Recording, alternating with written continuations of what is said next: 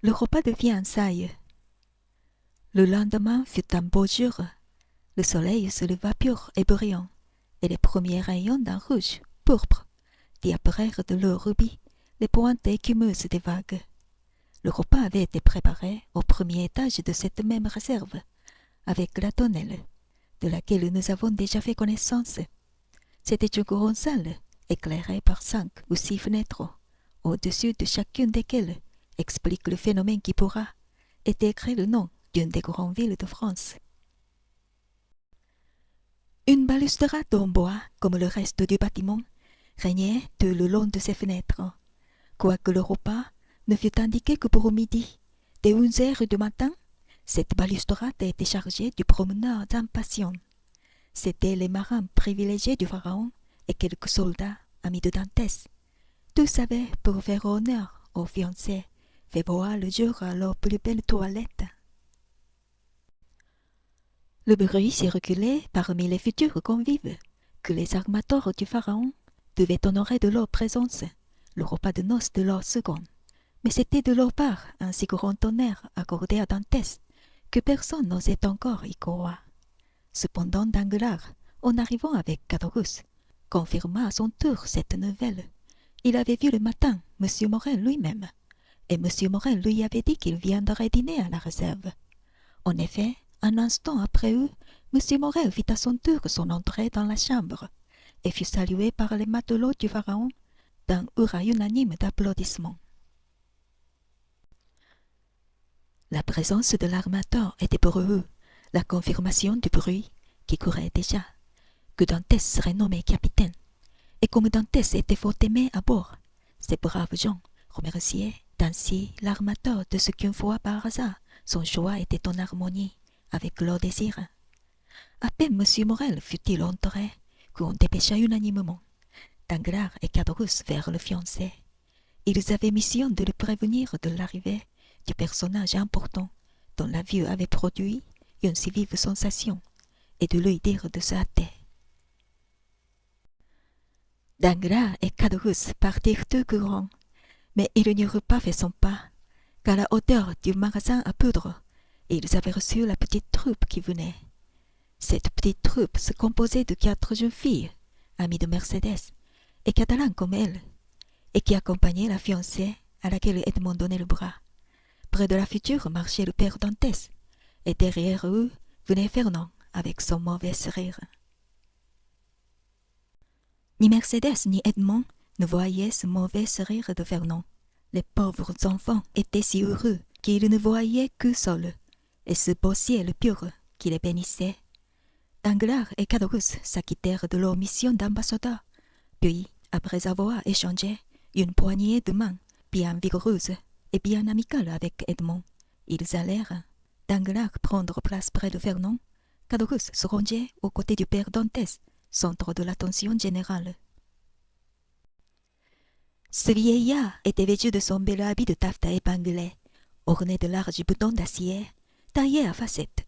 Ses jambes grêles, mais nerveuses, s'épanouissaient dans de magnifiques bas de coton mouchetés, qui sentaient d'une lieu la contrebande anglaise. À son chapeau, à 3 cornes, pendait un flot de rubans, blanc et bleu. Enfin, il s'appuyait sur un bâton de bois, tordu et recourbé par le haut, comme le pédement antique. On eût dit un de ces muscadins qui partaient, en 1796, dans les jardins nouvellement rouverts du Luxembourg et des Tuileries. Près de lui, nous l'avons dit, s'était glissé Caderousse. Caderousse, que l'espérance d'un bon repas avait achevé de le réconcilier avec les Dantès. Caderousse, à qui il restait dans la mémoire un vague souvenir de ce qui s'était passé la veille. Comme en se réveillant le matin, on trouve dans son esprit l'ombre du rêve qu'on a fait pendant le sommeil. Danglars, en s'approchant de Fernand, avait jeté sur l'amant désappointé un regard profond. Fernand marchant derrière les futurs époux, complètement oublié par Mercédès, qui dans cet égoïsme juvénile et charmant de l'amour n'avait Dieu que pour son Edmond. Fernand était pâle, puis rouge, par un buffet subite qui disparaissait pour faire place chaque fois à une pâleur croissante. De temps en temps, il regardait du côté de Marseille, et alors un tremblement nerveux et involontaire faisait frissonner ses membres. Fernand semblait attendre, ou tout au moins prévoir, quelque grand événement. Dantès était simplement vêtu. Appartenant à la marine marchande, il avait un habit qui tenait le milieu entre l'uniforme militaire et le costume civil, et sous cet habit, sa bonne mine que rehaussait encore la joie et la beauté de sa fiancée étaient parfaites. Mercédès était belle comme une de ces Grecques de Chypre ou de Céos, aux yeux d'ébène et aux lèvres de corail. Elle marchait de ce pas libre, et front en marche les Arlésiennes et les Andalouses. Une fille des villes eût peut-être essayé de cacher sa joie sous un voile, ou tout au moins sous le velours de ses paupières, mais Mercédès souriait et regardait tout ce qui l'entourait, et son sourire et son regard disaient aussi franchement qu'auraient pu le dire ces paroles. « Si vous êtes mes amis, réjouissez-vous avec moi, car en vérité, je suis bien heureuse. » Dès que les fiancés et ceux qui les accompagnaient furent en vue de la réserve, M. Morel descendit et s'avança à son tour au-devant d'eux, suivi des matelots et des soldats avec lesquels il était resté et auxquels il avait renouvelé la promesse déjà faite à Dantès qu'il succéderait au capitaine Leclerc. En le voyant venir, Edmond quitta le bras de sa fiancée et le passa sur celui de M. Morel. L'armateur et la jeune fille donnèrent alors l'exemple en montant les premiers l'escalier de bois qui conduisait à la chambre où le dîner était servi et qui cria pendant 5 minutes sur les papillons des convives.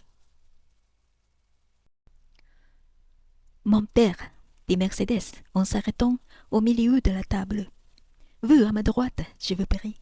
Quant à ma gauche, j'y mettrai celui qui m'a servi de frère, fit-elle avec une douceur qui pénétra au plus profond du cœur de Fernand, comme un coup de poignard.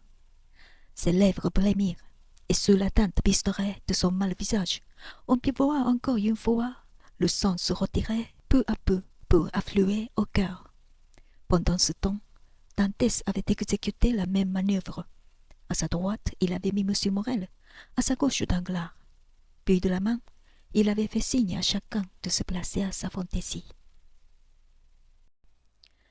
Déjà couraient autour de la table les saucissons d'Arles à la chair brune et aux fumées accentuées, les langoustes à la cuirasse éblouissante, les poires à la coquille rosée, les oursins qui semblent des châtaignes entourés de leur enveloppe piquante, les clovis qui ont la prétention de remplacer avec supériorité pour les gourmets du midi les huîtres du nord. Enfin, tous ces hors-d'œuvre délicats que la vague roule sur sa rive sablonneuse et que les pêcheurs reconnaissants désignent sous le nom générique de fruits de mer.